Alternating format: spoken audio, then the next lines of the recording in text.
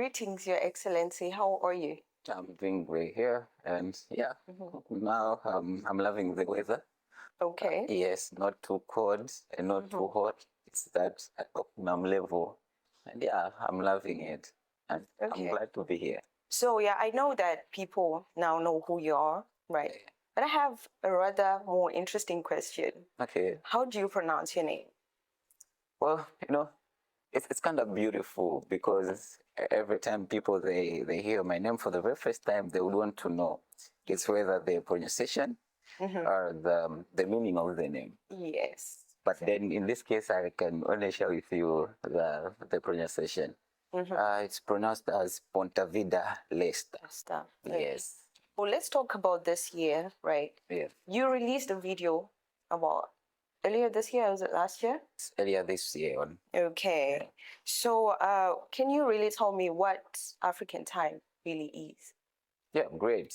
African time, uh, it's an idea of higher resolution. Okay. So we keep on saying this again and again to people, saying that once they hear the word African time, what they has to be coming to the end of their mind is an idea of higher resolution. Okay. So that means when you are saying this thing is of higher resolution, we are comparing it and differentiating it from other ideas of lower resolutions, saying that we always hate ourselves. We say it's impossible, it cannot be done by Africans, to the extent where we say anything made and done by Africa is inferior and undesirable. Yes. Anything made outside Africa is superior and desirable. Okay. Anything done and made by African is worse. Anything made outside Africa is better. Exactly. So these are the ideas of rural resolution that has contributed to be where we are. And we are saying, we as African youths, can't we come together and have a realistic, uncomfortable, bold, and unapologetic conversation to say what will take us to move from where we are to a place where we believe that we have Africa of our dream.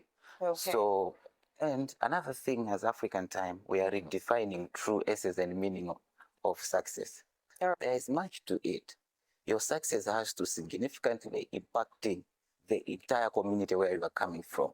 Not only where you're coming from, but even to the entire continent. Someone like me from Malawi, it's being significantly impacted, whether you're from Ghana, Morocco, Tunisia, Guinea, Egypt, Nigeria, Cameroon. So the entire African continent is being significantly impacted because of your success.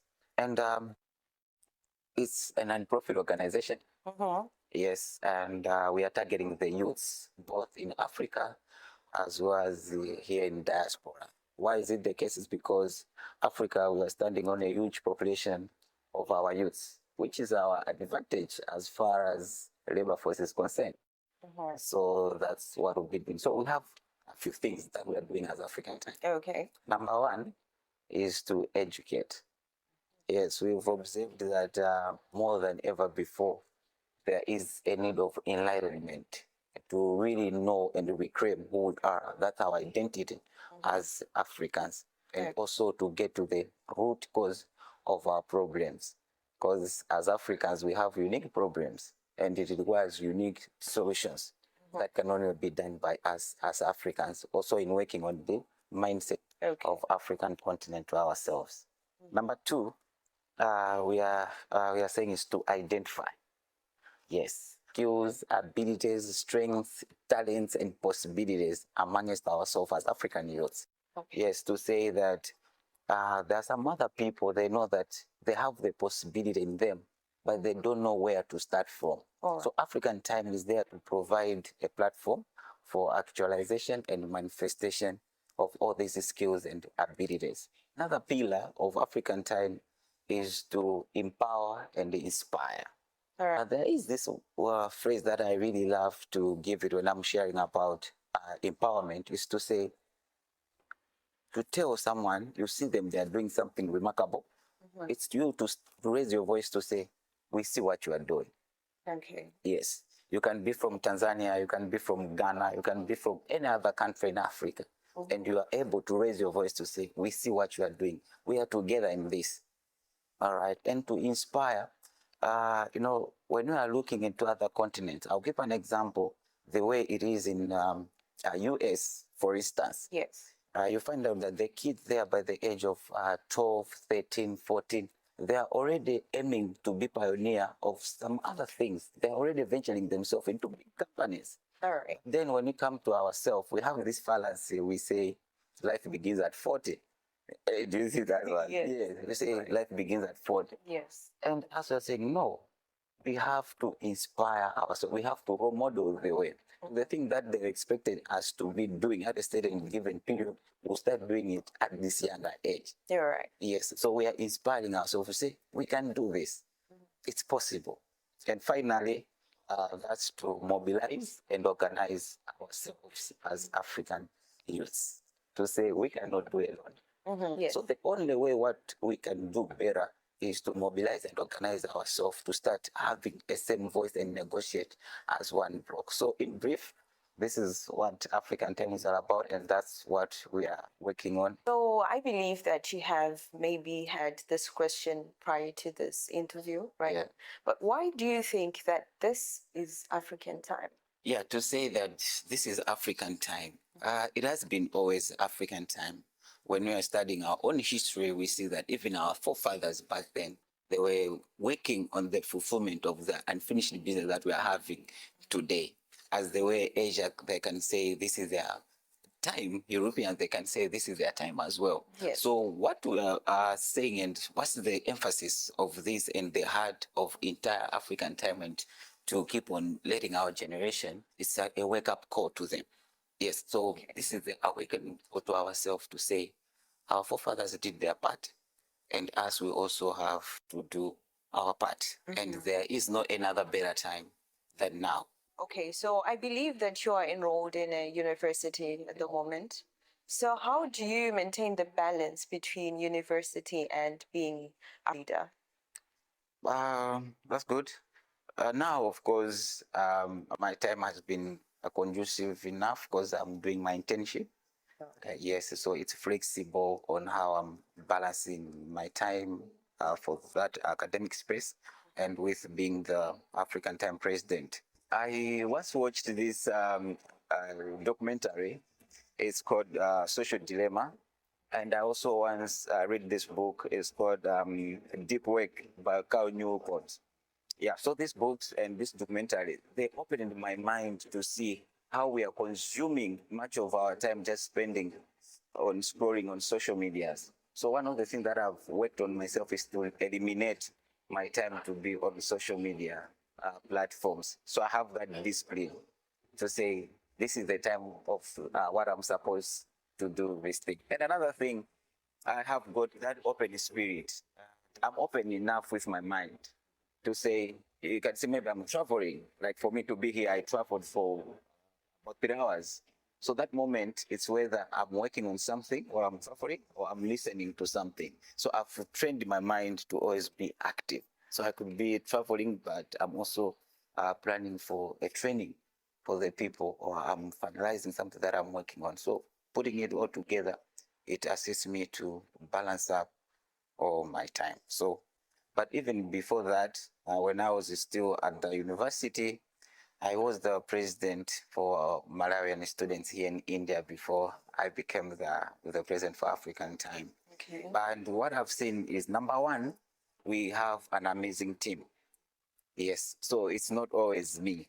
Okay. Yes. Okay, so you once mentioned unity as one of African Times objectives. So Africa, as I have always known it to be, has never been united.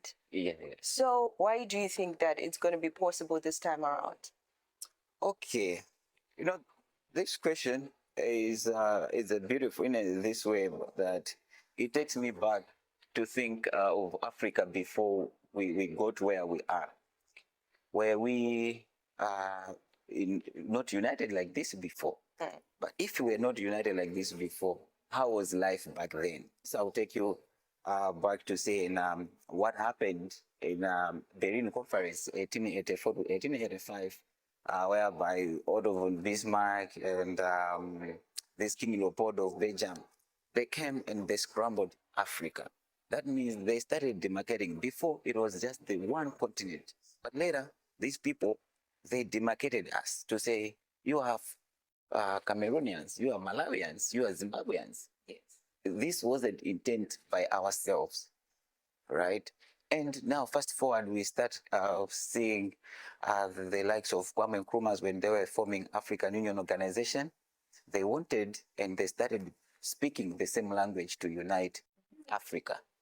And we have that firm belief to say, now it will be done. Nowadays, we have got access of our own history because our history has been hidden for so long. Mm-hmm. We have got a lot of African writers who have put in black and white of our own history. So now we are being able to get to discover these things, as well as we are getting more connected than ever before because of social media and technology. I was following Sahel, where we're having the countries like Mali, Burkina Faso, and the other countries, they are coming together. So we are hearing what is happening there. When we are watching these things, it's inspiring us and rekindling the fire in each and every person. You know, there are three things that we are most also focusing on. Number one, it's food deficit. You know, in Africa, we have more arable land, but till today, we are still having issues of famine, hunger. People are still dying with hunger till to date.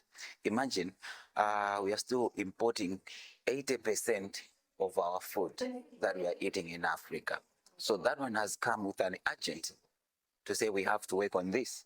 So we are working on food sovereignty. So the problem is food deficit. And as we are providing a solution of food sovereignty, not food security. Number two, we are talking of energy deficit. You know, we still have 600 plus million houses which has not been electrified until now. Yeah. And the solution to that, we need renewable energy. And we have the countries like Angola, where they do have a lot of natural resources in terms of oil. So as we are venturing into all these aspects of food and difference to say, others are engineers, others they are outside Africa, how can we manage to come back and start taking charge of our continent? Number three is food manufacturing added value deficit. Okay. To say we don't add value on our own materials by ourselves. So it has been structured and put us on the bottom of the economic hierarchy to make Africa always to sell raw materials at a cheaper price.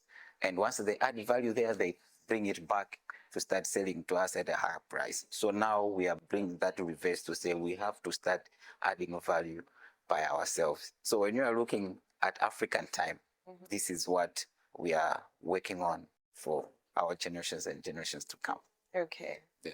Where exactly are you headed to throughout the year as African time? Yeah, well, as African time now, what we are working on is expansion, as it's not a thing that it's starting with us and it's ending now. It's going to be here for generations and generations and generations. So we've managed to come up with our executive team, as that is the leadership board and the structure, which comprises people from different countries as well. So now we are on the project of expanding to be in every African nation. Okay. Not only in Africa, we have got some other people who are in countries like China. I was just talking to my relative who is in Italy. So we are being able to bring ourselves as well who are in diaspora. So by the end of this year, we'll be having chapters in every African nation and as well in all our universities. So that's what we're working on. So I am actually curious to know if you're reading a book this month, and if you are, which book are you reading? Wow, interesting. Of course, I'm not only reading one book. Okay. Yes, but these other book that I can just be able to share. Mm-hmm. Yeah, there is a book by Jim Ovia. It's Africa Rise and Shine, and I would recommend every African youth to read this book. He is an entrepreneur, a banker from Nigeria, and what he is explaining is very amazing how he managed to build the entire conglomerate from their age until internet age came, and he thrived. The name of the bank is Zenith Bank. It's a brilliant book to read. And I'm also reading another book. This is the guy whom I love when I'm studying much about geopolitics. This is Vishal Mangalwadi. He is an Indian, of course. So the book that I'm reading is titled The Book That Made Your World. Yes, it's such a quite interesting book. Okay. Yes, so maybe the last one that I would be able to share, it will be A Message for Meaning by Viktor Frankl. He explains to someone who is looking for their own purpose what they would want to be doing. It was the time these guys, they were in Holocaust. If you remember the Holocaust stuff, yeah, he was amongst those people. He managed to move out from that space and until being someone who's a celebrated personnel and an author. So Okay. I think I've just shared these three books, but I'm reading a lot of stuff. Yeah. Okay. So that's great. It's very interesting to know what you have in mind for Africa, and we're looking forward to seeing the results of everything that you're working on. Yeah. It's been great having you on this interview, Mr. Pontavida Lester. Thank you so much. Thank you so much for having me. Actually, I really enjoyed the time with you and sharing the vision and what we are doing about African time. And also to tell everyone to say African dream can only be done if we can collaborate ourselves. That is in ideologies and actions. Yeah, so if you're an African, wherever you are, you can start an African time chapter and we'll be there. We'll provide a startup kit.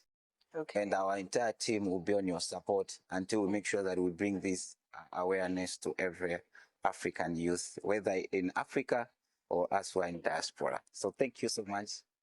I'm delighted.